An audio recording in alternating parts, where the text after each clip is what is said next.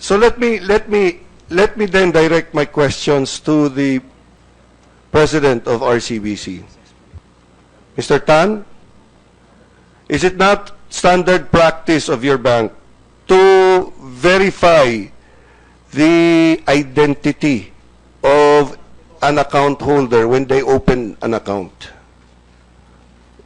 Mr. Chairman, can I start with my opening statement? Okay then, please proceed. Thank you, Mr. Chairman.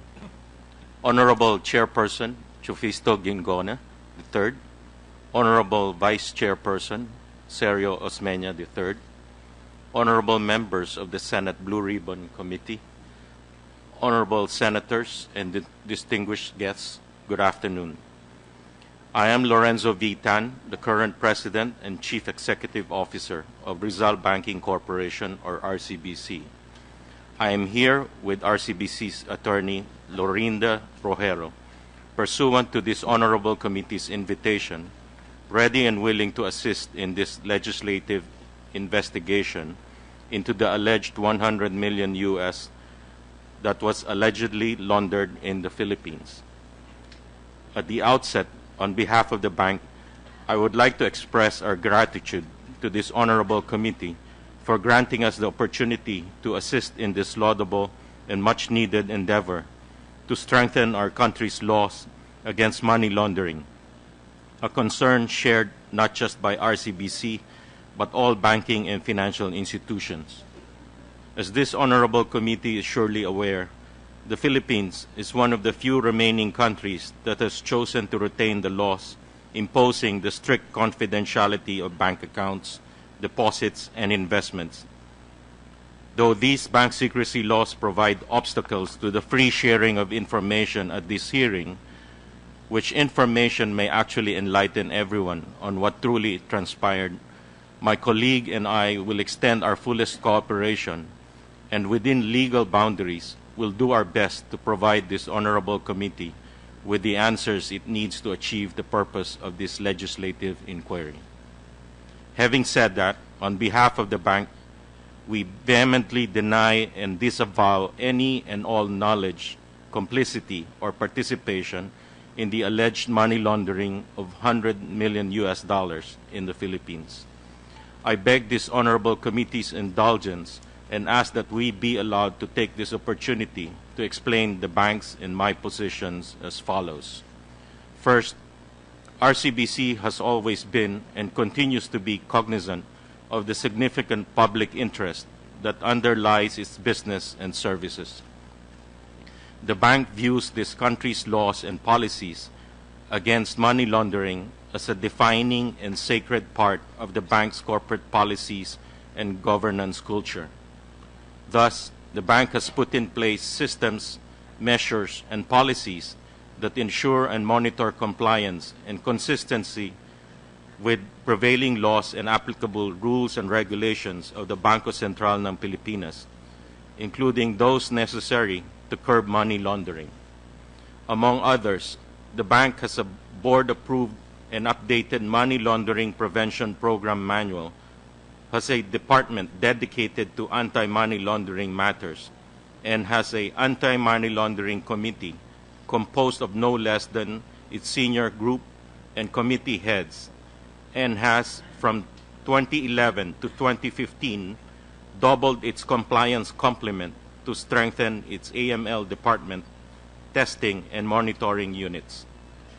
Second, fully aware of the fiduciary relationship between the bank and its clients, the bank demands and obtains strict compliance by its management, officers, and employees with all the applicable laws and rules governing the banking industry. The bank is currently conducting its own investigation regarding the subject matter of this inquiry. We assure this Honorable Committee and the public that should any deviation from the bank's policies and procedures be uncovered, or should any employee or officer be found to have participated in any anomalous or unlawful transaction, the bank shall hold the erring individuals accountable and mete out the penalties they deserve.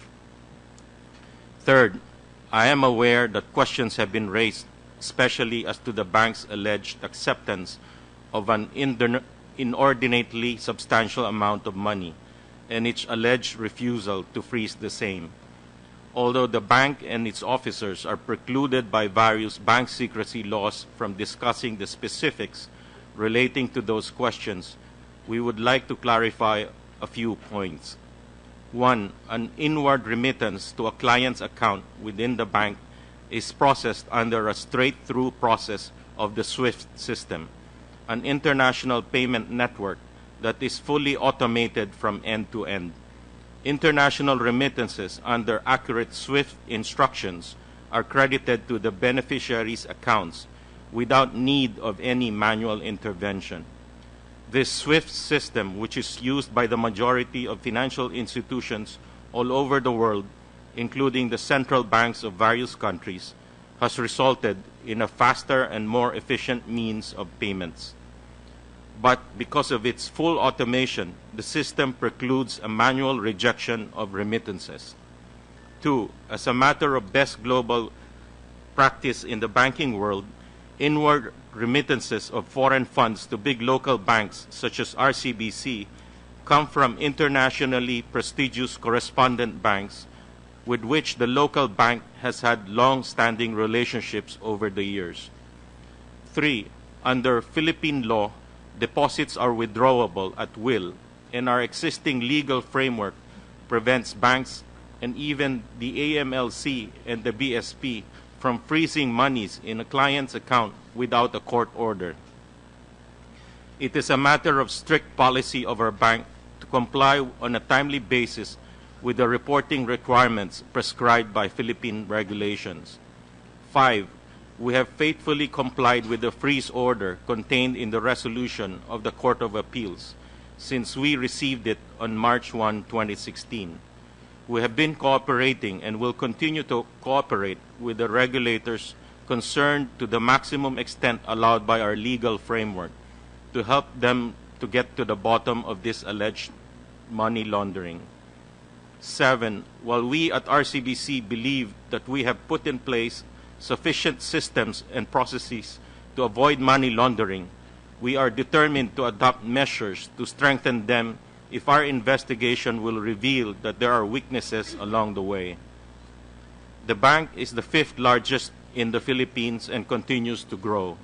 It is set to open 50 or so new branches this year to service the banking needs of more people.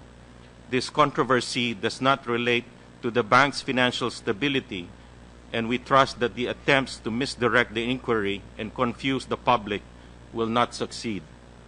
I would like to briefly digress and discuss the allegations made against me by one of the bank's branch managers, Ms. Maia Santos de Guito. These allegations are baseless and malicious. To set the record straight, I do not personally know Ms. de Guito and have neither nor had maintained any relationship or direct dealing with her. More importantly, I have no personal knowledge of, much less personal participation, in any of the transactions that are subject of this inquiry. It may interest this honorable committee to know that RCBC processes in excess of 2 million transactions per month with an average monthly peso value of approximately 1 trillion pesos. These transactions are not known to me, and these do not and would not have had to be approved by me, even as Chief Executive Officer and President, because to impose such a requirement would slow down the process that needs to be expeditious and efficient. I am aware that in an interview given after she attempted to flee the country, Ms. de Guito recanted and clarified that she merely assumed that I was aware of the matters allegedly transpiring at her branch. As Chief Executive Officer and President of RCBC, a universal bank with 472 branches and over 6,600 employees, such an assumption is absolutely unreasonable. Having been employed as a branch manager of local banks before joining RCBC, Ms. de Guito would have known better than to make such assumptions. In fact, in the same radio interview, Ms. de Guito categorically stated that she was not accusing me of having any knowledge of the transactions, subject of the present inquiry. That is the cold, hard truth, Your Honors. In fact, when I first learned of the incident in question, I immediately ordered that an audit be conducted on the matter. In my almost 3 decades in the banking industry, my reputation has remained untarnished. It is unfortunate that I'm now being baselessly and maliciously attacked regarding this controversy.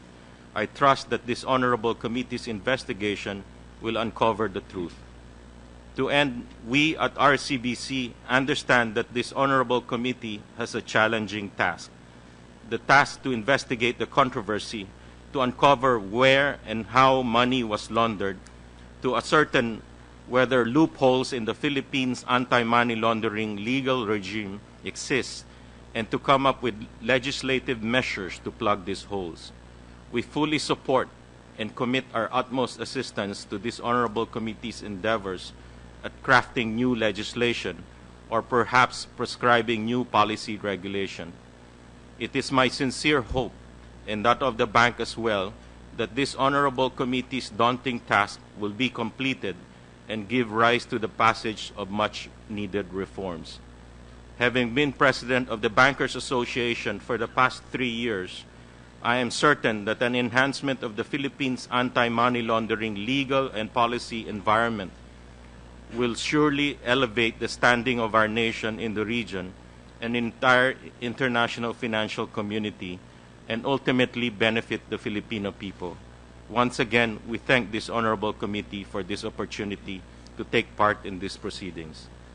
Okay, thank you very much. Now, the first question. When accounts are opened in your bank, Mr. Tan,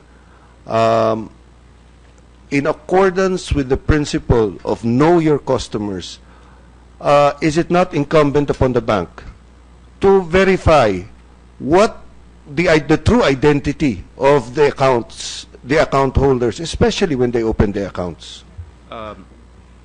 Yes, Your Honor. We are required to know the address, the source of income. We are required to get valid government IDs from these depositors. And we are required to determine the validity of these IDs. So would you be able to explain as to why there was a failure in this procedure on this instance? I apologize, Your Honor. I cannot talk specifically about this case because of bank secrecy, but I assure you that an investigation is going on in our bank to determine the actual facts that happened. No, but what I'm saying is you cannot invoke bank secrecy here because the account holder is the real owner of the funds, is not invoking bank secrecy. I was advised by counsel, Your Honor, to refrain from talking about bank accounts and specific transactions. I apologize. I understand there was an actual case where a foreign bank was sued for discussing bank accounts in a hearing like this. Mr. Tan, I'm just asking about your bank procedure. I'm not asking about an account. Okay. What are you... May I pass you on to our... No, you answer it, Mr. Tan. You're the president. I already described the procedure, Your Honor. My question is it not incumbent upon your bank? So you cannot answer in this case, in this instance. We have an anti-money laundering policy approved by the board.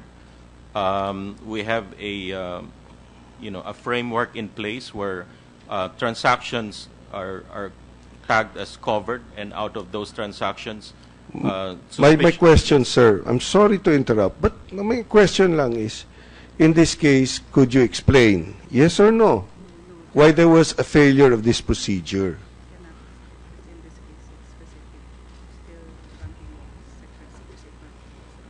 I apologize, Your Honor. I cannot talk specifically about these accounts because of bank secrecy laws. Again, all I'm talking about is procedure, not the account.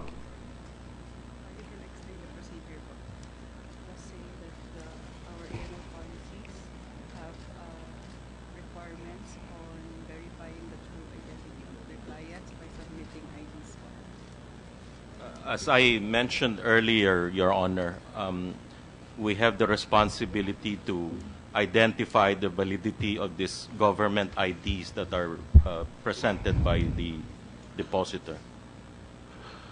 Ms. Diquito, one of the procedures of checks and balances when a customer opens an account is that the bank sends thank you letters. In other words, thank you for opening an account. And that is a check and balance because if it is received, then at least you know the address is correct. Pag bumalik yung, if the thank you letter goes back, because then you know there's something wrong with the address and therefore that's a red flag. Ms. Diquito, did you observe this procedure? Yes, sir. It's an automatic in the bank. It's computer generated. It's not controlled by the branch. And I believe thank you letters were sent and no notification of return for that. Okay, but I'm just wondering then why the addressees, when we looked for the address, they were fictitious address. Therefore, could you produce the thank you letters? I'm sorry, sir. Could you produce the thank you letters? It was sent through to the clients already po. Hindi po siya dumadaan. Hindi bumalik? Hindi po. Hindi bumalik. Okay. Now, let's talk about the stop payment order. Okay. The funds from New York came in on February 5. Okay? That was a Friday. There was withdrawals, and then on February 8, the Federal Reserve Bank of New York sent stop payment requests. That was February 8. That was a holiday. It was a Chinese New Year. It came in at 5 p.m. The next day, February 9, was a banking day. That was a Tuesday. 81 million was still there in the accounts. And on February 9, all the 81 million was withdrawn. Did you not have a stop payment request, Ms. Diquito, on February 9?